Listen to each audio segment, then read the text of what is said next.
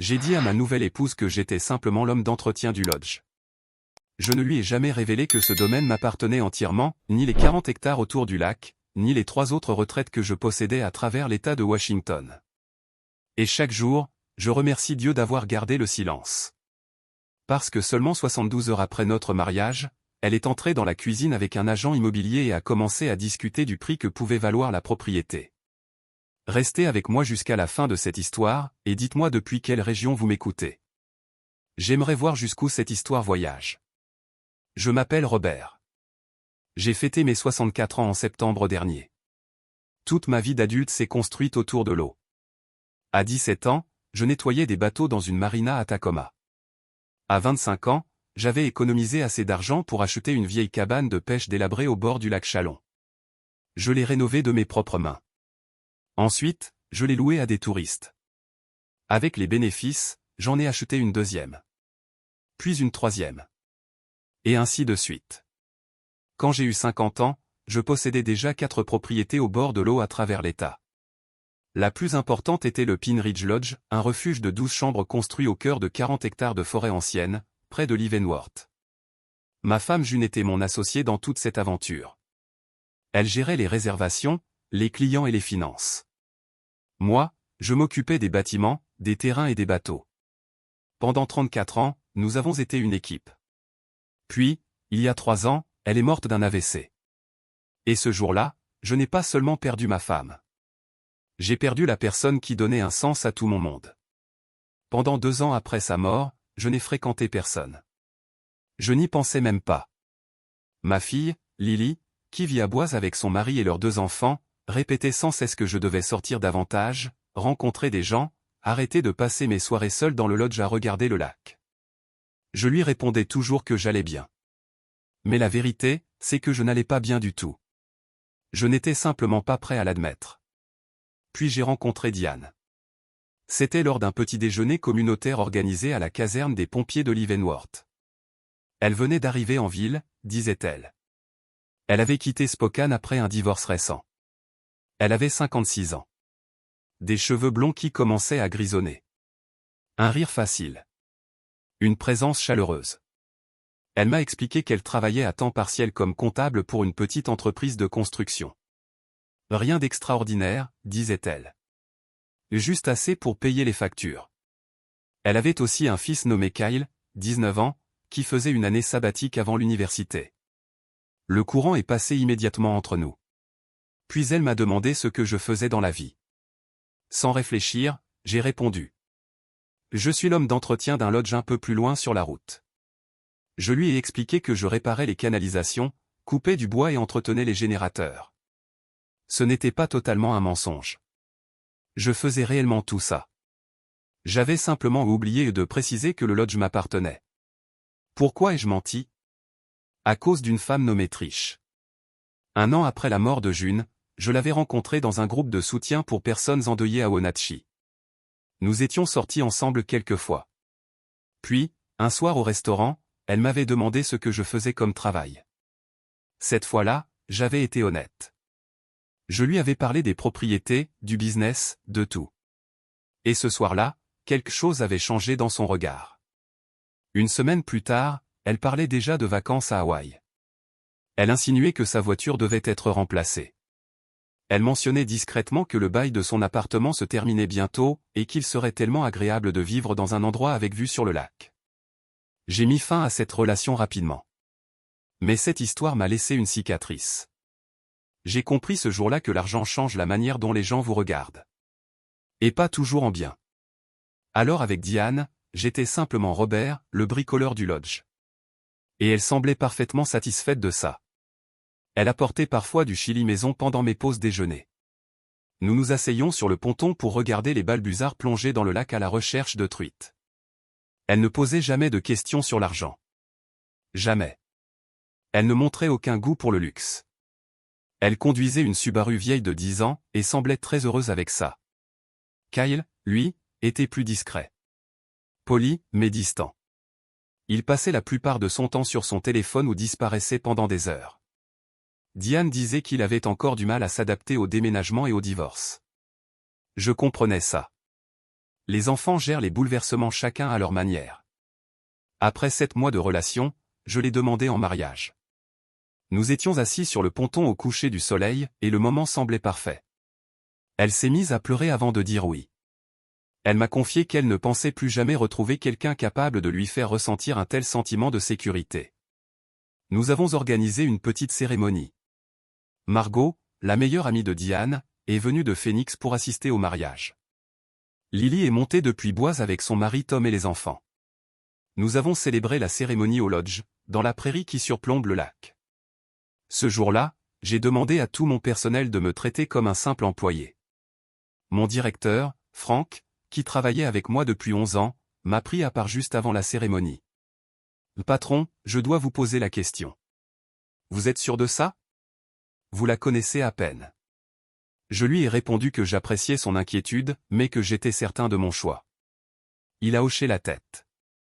Mais sa mâchoire était crispée. La cérémonie était magnifique. Diane portait une robe bleu pâle.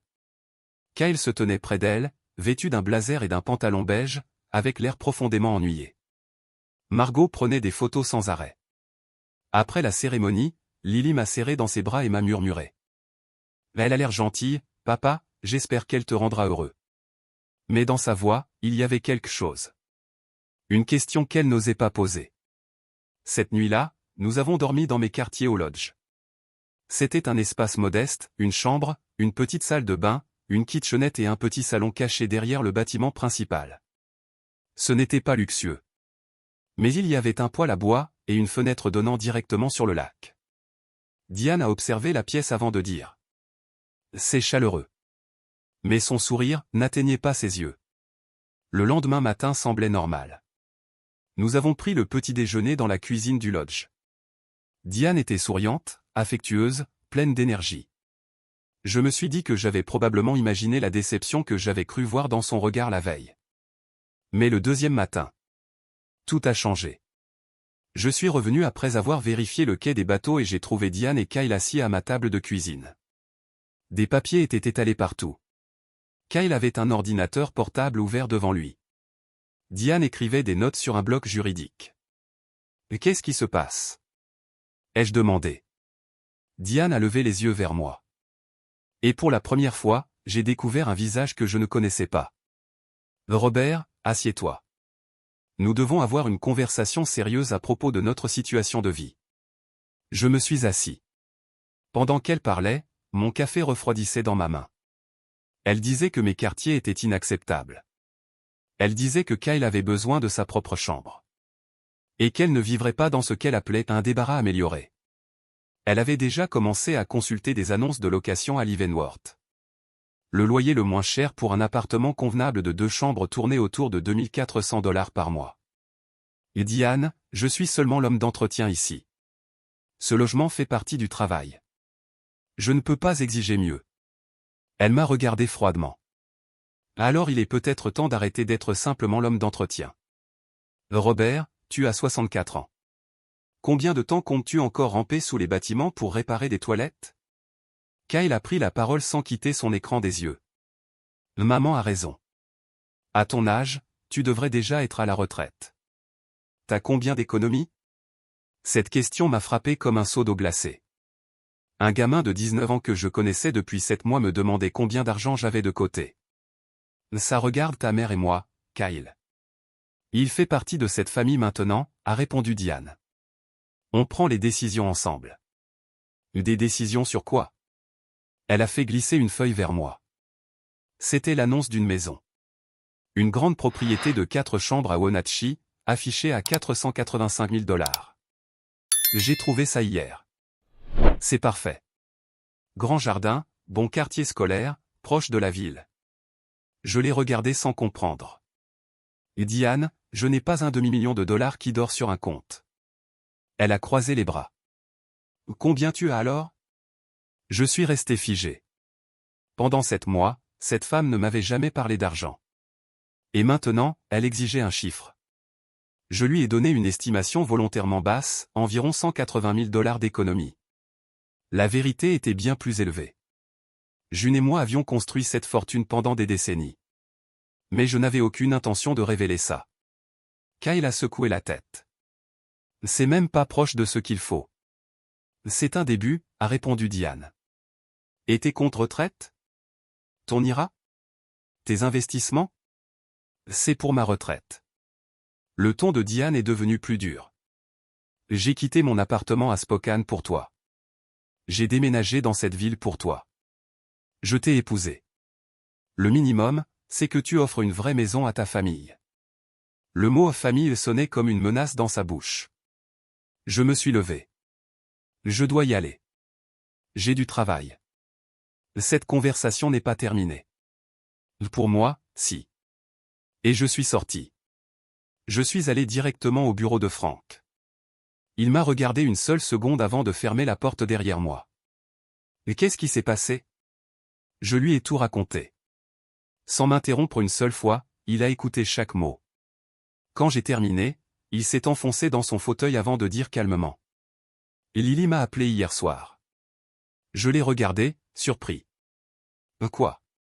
Elle m'a dit que Margot agissait bizarrement pendant la réception. Elle chuchotait avec Kyle dans le couloir. Lily a entendu quelque chose à propos du lodge, comme quoi ça valait une fortune. Et Kyle aurait dit, maman aura tout réglé d'ici lundi. Mon estomac s'est noué immédiatement. Lily ne voulait pas gâcher ton mariage, continua Frank. Alors elle m'a appelé à la place.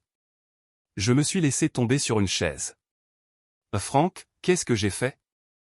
Il m'a fixé droit dans les yeux. Rien que tu ne puisses encore réparer.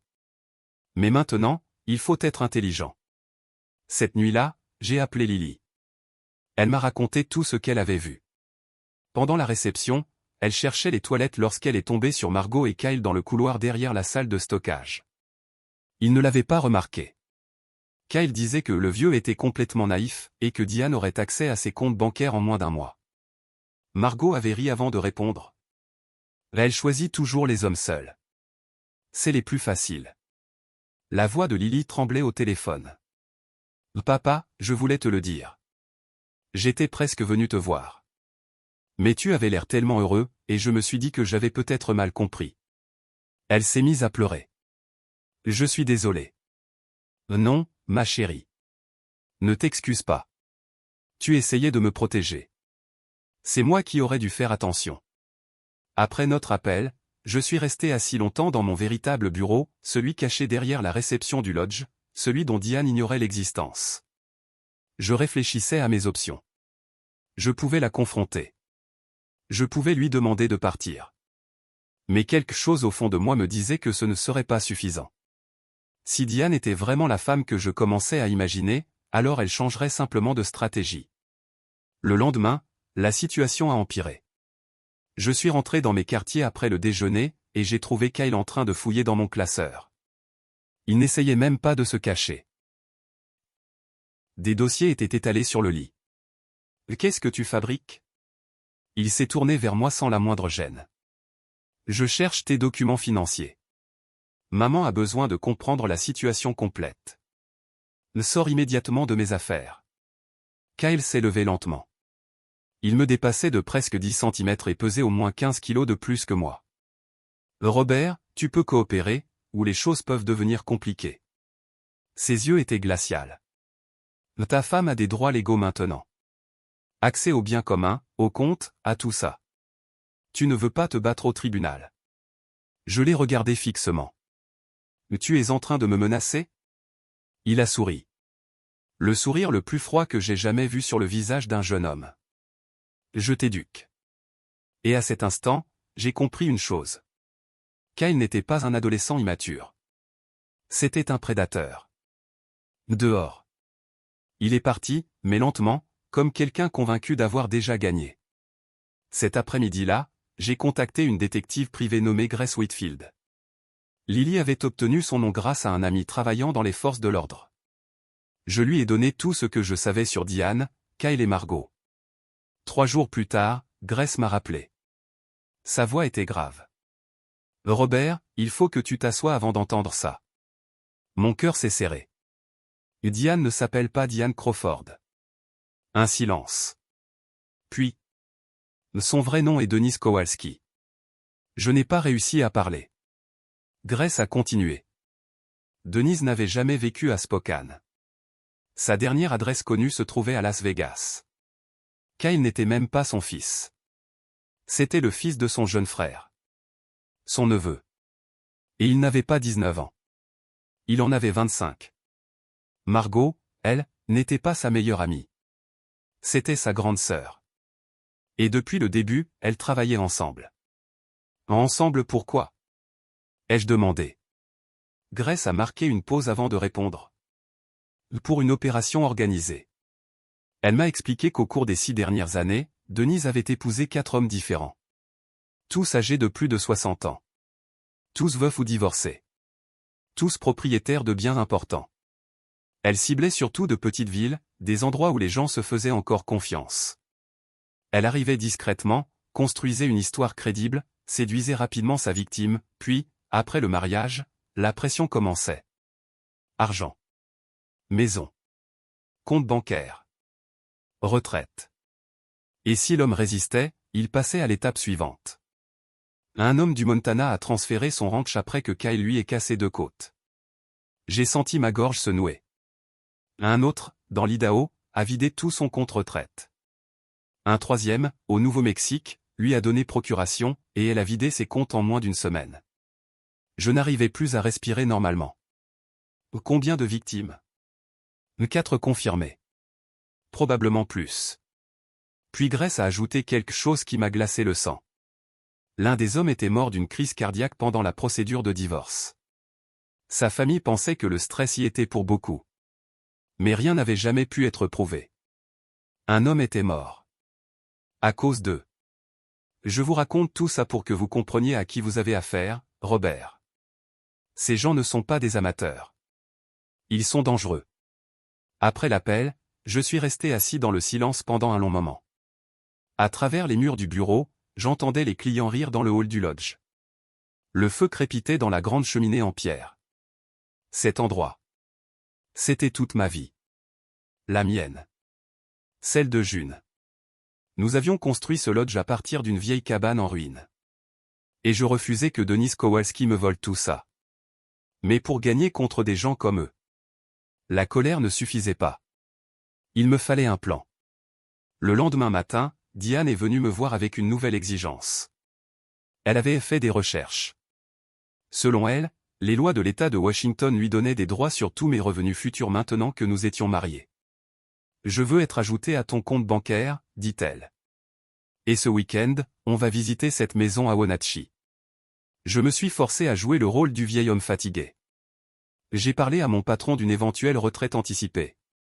Peut-être qu'il me donnerait une indemnité. Les yeux de Diane se sont illuminés immédiatement. Combien? Peut-être 60 000 $. C'est déjà un début. Et tes économies? Je vais réfléchir. Son visage s'est durci. Ne réfléchis pas, Robert. Agis. Je ne t'ai pas épousé pour vivre dans un placard derrière un hôtel. Kyle est apparu dans l'encadrement de la porte. Tout va bien ici? Diane lui a adressé un sourire froid. Robert commence enfin à comprendre. Puis elle m'a regardé. Pas vrai, chérie? Je l'ai regardé quelques secondes avant de répondre. Oui, je commence à comprendre. Ce soir-là, j'ai rencontré Grace et un avocat nommé Paul Henderson. Pendant 20 ans, Paul avait poursuivi des affaires de fraude dans le comté de Chelan. Après avoir étudié le dossier, il a déclaré. Nous avons déjà assez d'éléments pour déposer plainte pour fraude. Fausse identité. Manipulation financière. Exploitation de personnes vulnérables. Mais moi, je voulais davantage. Je veux qu'ils se trahissent eux-mêmes. Je veux des menaces enregistrées. Je veux que personne ne puisse nier ce qu'ils sont réellement. Paul m'a expliqué que l'État de Washington imposait le consentement des 2 parties pour les appels enregistrés. Mais dans un lieu public sous vidéosurveillance, c'était différent. Et le lodge possédait des caméras partout. Avec des panneaux visibles indiquant que l'audio et la vidéo étaient enregistrés. Grace a alors proposé un plan. Nous allions organiser une réunion dans le hall principal du lodge. Une fausse négociation. Quelque chose qui pousserait Diane et Kyle à montrer leur vrai visage. Pendant 2 jours, nous avons préparé le piège. J'ai dit à Diane que mon employeur souhaitait discuter de ma retraite anticipée. Je lui ai aussi expliqué qu'il voulait la rencontrer pour signer certains documents liés à notre logement. Kyle viendra aussi, a-t-elle immédiatement répondu. Bien sûr. Le rendez-vous fut fixé au jeudi à 14 heures. Dans le grand hall du lodge. Juste devant l'immense cheminée en pierre. Frank jouerait le rôle du propriétaire du lodge. Grace surveillerait les caméras depuis mon bureau. Et Paul attendrait dans sa voiture sur le parking, prêt à contacter le bureau du shérif. À 14 heures précises, Frank s'est assis à la table du hall, vêtu d'une veste élégante qui lui donnait parfaitement l'air d'un homme d'affaires. Moi, j'étais assis en face de lui, jouant le rôle du vieux salarié épuisé. Puis Diane et Kyle sont arrivés. Diane portait du rouge à lèvres et une chemise impeccablement repassée. Kyle avait un polo sur lui. Et j'étais presque certain qu'il venait de mon propre placard. Madame Patterson, Kyle, merci d'être venu, dit Frank avec un sourire professionnel en utilisant le faux nom de Diane. Parlons de la transition de Robert. Les 10 premières minutes se sont déroulées calmement. Frank leur a présenté un faux accord de départ. 55 000 $ d'indemnité, à condition que je respecte un préavis de 30 jours et une clause de non-concurrence. Diane écoutait avec une attention impressionnante. Elle posait des questions précises sur les délais, les taxes, les modalités de paiement. Elle savait exactement ce qu'elle faisait. Ce n'était clairement pas sa première manipulation de ce genre.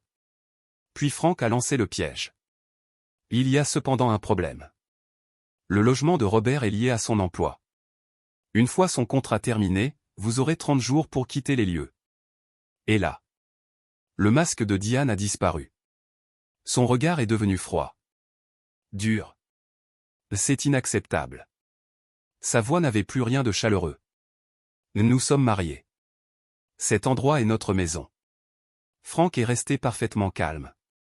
C'est un logement de fonction, madame. Juridiquement, ce n'est pas une résidence conjugale. Diane s'est redressée. Je connais mes droits. Kyle s'est immédiatement penché en avant. Washington est un état de bien commun. Sa femme a des droits sur le logement marital. Ce logement n'appartient pas à votre beau-père, répondit Frank. Il lui est fourni par son employeur. Diane a croisé les bras. Alors peut-être que Robert devrait reconsidérer sa retraite. Puis elle a ajouté avec un sourire glacé. Ou peut-être que ce lodge devrait revoir la manière dont il traite ses employés fidèles. Frank gardait un calme admirable. Nous proposons déjà une indemnité généreuse. La politique concernant le logement n'est pas négociable. Kyle s'est levé brutalement. Et écoute-moi bien. Il pointa Frank du doigt. Ma mère a tout abandonné pour cet homme. Sa vie, ses amis, son travail. Et maintenant vous nous dites qu'on doit dégager dans 30 jours? Ça n'arrivera pas. Kyle, assieds-toi, dit Diane.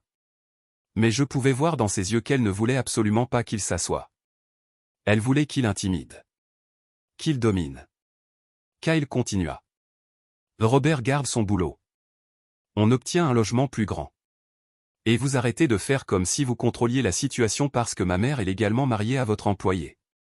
Frank répondit calmement. Monsieur, baissez la voix. Nous avons des clients. Kyle fit un pas vers lui. Je me fiche de vos clients. Son ton devenait agressif. Vous pensez que je suis un gamin que vous pouvez écraser? J'ai déjà eu affaire à des types comme vous. C'était le moment prévu dans notre plan. Je suis intervenu doucement. Peut-être qu'on devrait tous se calmer. Kyle se retourna vers moi avec mépris. Ferme-la, Robert. Puis il regarda Frank à nouveau. Cet homme travaille pour vous depuis des années. Sous-payé. Exploité. Coincé dans un placard. Et maintenant que sa femme essaie de lui offrir une vie meilleure, vous vous mettez en travers de notre chemin? Diane me regarda alors avec une expression que je n'oublierai jamais. Plus aucune douceur. Plus aucune tendresse. Seulement une froideur calculatrice. Robert, dis-lui.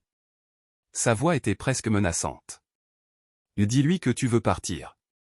Dis-lui que tu vas retirer tes économies et tes fonds de retraite pour qu'on achète cette maison. Elle s'approcha lentement. Dis-le. Je ne répondis pas. Alors elle murmura. Et si tu refuses, je prendrai tout quand même. Un silence lourd tomba dans le hall. Puis elle ajouta. Tu n'as aucune idée de la femme que tu as épousée. Je sentis un frisson me traverser le dos. Je connais des avocats. Des comptables. Des gens capables de transformer ta vie en enfer. La moitié de tout ce que tu possèdes m'appartient maintenant. C'est la loi. Kyle s'avança à son tour. Poitrine bombée. Regard menaçant. Et toi aussi, vieux. Il parlait à Frank. Si tu continues à nous résister, je vais détruire cet endroit. Je vais publier des histoires partout. Appeler les autorités du travail. Faire fuir les clients. Vous n'avez aucune idée avec qui vous jouez. Frank se leva lentement. Puis il appuya discrètement sur le bouton de son téléphone. Le signal. 2 secondes plus tard. Les portes du lodge s'ouvrirent. 2 adjoints du shérif entrèrent dans le hall. Kyle se figea instantanément. Le visage de Diane devint blanc. Qu'est-ce que c'est que ça? L'un des policiers s'avança. Madame Kowalski. Le vrai nom. Le sang quitta immédiatement son visage. Ou préférez-vous qu'on vous appelle Denise? Elle recula d'un pas. Je ne sais pas de quoi vous parlez. Le policier sortit des documents. Nous avons un mandat d'arrêt pour fraude à l'identité, exploitation financière de personnes vulnérables et conspiration. Puis il regarda Kyle. Kyle Kowalski, vous êtes également en état d'arrestation. Kyle paniqua immédiatement. Il se retourna et courut vers la sortie. Mais il ne fit même pas 5 mètres. Le second adjoint l'attrapa par le bras. Kyle essaya de frapper. Il rata son coup. Le policier, lui, ne rata pas. 2 secondes plus tard, Kyle était plaqué au sol, menotté, en train d'insulter tout le monde. Diane, elle, ne bougea pas. Elle me regarda simplement. Et pour la première fois, je vis son vrai visage. Pas de sourire. Pas de charme. Pas de douceur. Seulement une rage froide. Tu m'as piégé. Je la regardai droit dans les yeux. Non. C'est toi qui t'es piégée toute seule. Moi, je me suis juste assuré que les caméras tournaient. Ils l'ont emmené menotter sous les yeux des clients du lodge. Margot fut arrêtée le soir même dans son hôtel à Wenatchee, après que Grace ait retracé son téléphone. L'enquête dura plusieurs semaines. Les dossiers rassemblés par Grace furent remis au procureur du comté. Et peu à peu, d'autres victimes commencèrent enfin à parler. Des hommes venant du Montana, de l'Idaho, du Nevada et du Nouveau-Mexique racontèrent pratiquement la même histoire. Les mêmes manipulations. Les mêmes mensonges. Les mêmes menaces. Mais celui qui me bouleversa le plus s'appelait Ed. Un éleveur de 71 ans vivant dans le Montana. Quand il prit la parole au tribunal, sa voix tremblait tellement qu'on aurait cru qu'elle allait se briser. Il expliqua comment Kyle l'avait frappé jusqu'à ce qu'il signe les documents transférant la propriété de son ranch. Puis il baissa les yeux et murmura presque honteusement. J'étais trop humilié pour en parler. Je me sentais idiot d'avoir cru à leurs mensonges. Après l'audience, je l'ai retrouvé dans le couloir du tribunal. Je lui ai serré la main. Et je lui ai dit. Vous n'êtes pas stupide, Ed. Vous étiez simplement seul, et ils ont transformé cette solitude en arme contre vous. Mon avocat, Paul, réussit ensuite à faire annuler officiellement mon mariage. Le certificat avait été signé sous une fausse identité. L'union était donc frauduleuse depuis le premier jour. Le procès dura 2 semaines et demie. L'avocat de Denise tenta de la présenter comme une femme amoureuse qui cherchait seulement un peu de sécurité financière. Mais tout s'écroula quand le jury regarda les 26 minutes complètes de la vidéo tournée dans le hall du lodge. Chaque menace. Chaque manipulation. Chaque mot. Et après moins de 4 heures de délibération. Le verdict tomba. Denise fut condamnée à 10 ans de prison. Kyle écopa de 8 ans, avec des charges supplémentaires liées à l'agression commise dans le Montana. Margot reçut 6 ans pour complicité et participation à une organisation frauduleuse. Après le verdict, Ed me retrouva à nouveau dans le couloir du tribunal. Les yeux remplis de larmes, il me dit « Je pensais que personne ne me croirait un jour. » Je lui ai répondu doucement. « Moi, je vous crois. » Et 12 jurés aussi. Ce week-end-là, Lily revint au lodge avec les enfants. Nous étions assis tous les deux sur le ponton, à regarder le soleil disparaître lentement derrière le lac Chalon. Puis elle me demanda. « Alors, comment tu te sens ?» Je regardai l'eau quelques secondes avant de répondre. Mieux que je ne l'aurais imaginé. Elle resta silencieuse un instant avant de poser une autre question. « Papa, pourquoi tu ne lui as jamais dit dès le départ que le lodge t'appartenait ?» Je suis resté pensif un moment. Puis j'ai répondu honnêtement. « Parce que je voulais qu'on m'aime pour moi. Pas pour les propriétés. Pas pour l'argent. Pas pour le lodge. Juste pour Robert, le type qui répare des tuyaux et coupe du bois. » Lily hocha doucement la tête. « Et qu'est-ce que cette histoire t'a appris ?» Je regardais le coucher du soleil avant de répondre. Que cacher la vérité, même pour se protéger, ça reste une forme de mensonge. Et qu'on ne construit jamais quelque chose de solide sur des secrets. Je me suis arrêté quelques secondes avant d'ajouter avec un léger sourire. Mais j'ai aussi appris qu'il faut écouter son instinct, et surtout écouter sa fille. Elle posa sa tête contre mon épaule. Maman l'aurait démasqué en une semaine. Je me suis mis à rire. Ta mère l'aurait démasqué en une journée. Cette nuit-là, après que Lily et les enfants soient partis dormir, je suis retourné seul sur le ponton. Le lac était parfaitement immobile. Les étoiles se reflétaient sur l'eau comme des pièces d'argent éparpillées dans l'obscurité. Je n'aurais su quoi dire. Elle savait toujours quoi dire. Elle m'aurait probablement tendu une tasse de café tout en secouant la tête devant mon entêtement. Et moi? Je pensais simplement. Mais tu me manques. Chaque jour. Mais malgré tout, j'allais bien. Quelques mois plus tard, j'ai utilisé une partie de mes économies pour créer un fonds destiné aux victimes d'arnaques sentimentales. Rien de gigantesque. Mais suffisamment pour aider à payer des frais d'avocat et des séances de soutien psychologique. Grace continua à enquêter sur d'autres réseaux similaires dans tout le nord-ouest du pays. Frank gérait désormais les lodges au quotidien afin de me laisser du temps pour cette mission. Un jour, il me demanda. « Tu ne préférerais pas simplement prendre ta retraite et aller pêcher ?» Je lui ai souri. « Je pêcherai le dimanche. Le reste de la semaine, j'ai encore du travail. » Est-ce que c'était suffisant? Probablement pas. Il existait encore d'autres Denise. D'autres Kyle. D'autres prédateurs tournant autour des cœurs solitaires comme des requins autour d'un bateau perdu au milieu de l'océan. Mais au moins 3 d'entre eux étaient désormais derrière les barreaux. Et 5 hommes savaient enfin qu'ils n'étaient plus seuls. Cette nuit-là, j'ai fermé le lodge avant de retourner dans mes quartiers. La pièce était silencieuse. Le poêle diffusait encore une chaleur douce. À travers la fenêtre, le lac brillait sous un fin croissant de lune. Je me suis servi un verre de bourbon. Puis je l'ai levé vers la pièce vide. À la vérité. Et à cette fichue obstination qui refuse de laisser quelqu'un voler ce qui compte vraiment. Le lac ne répondit pas. Il ne répond jamais. Mais ce n'était pas important. Certaines choses n'ont pas besoin de réponse. Il suffit simplement de savoir qu'on a fait ce qu'il fallait. Et si un jour il y a une prochaine fois? Je commencerai par l'honnêteté. Je poserai toutes mes cartes sur la table. Et je ferai confiance au fait que la bonne personne ne regardera pas ce que je possède. Elle regardera simplement l'homme que je suis. J'ai éteint la lumière et écouté le bruit calme de l'eau. Et quelque part dans mon esprit, j'imaginais une sourire en secouant doucement la tête. Et, étrangement, ça me suffisait. Merci et abonnez-vous pour plus d'histoires.